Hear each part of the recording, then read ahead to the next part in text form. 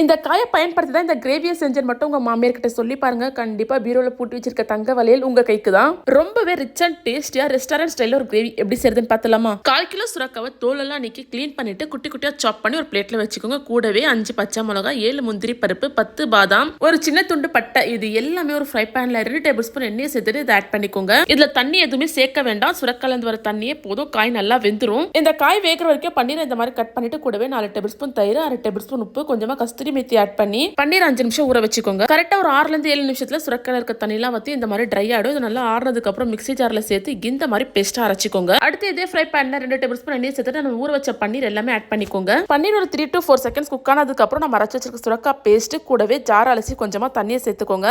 இந்த கிரேவி ஒரு 5 ல 7 நிமிஷம் கொதிச்சதுன்னா போதும். இந்த மாதிரி மேல எண்ணெய் பிரிஞ்சு வந்ததுக்கு அப்புறம் கடைசியா கொத்தமல்லி இலைகளை தூவினீங்கன்னா அட்டகாசமான சுரக்காய் கிரேவி ரெடி. இதை நீங்க இட்லி, தோசை, சப்பாத்தி, பூரி, கீ ரைஸ் எல்லாத்துக்குமே தொட்டு சாப்பிடலாம். செம்மையா இருக்கும். ட்ரை பண்ணி பாருங்க எப்படி இருந்ததுன்னு கமெண்ட்ல சொல்லுங்க. வீடியோ பிடிச்சிருந்தா லைக் பண்ணிட்டு நம்ம சேனலை ஃபாலோ பண்ணிக்கோங்க. நன்றி.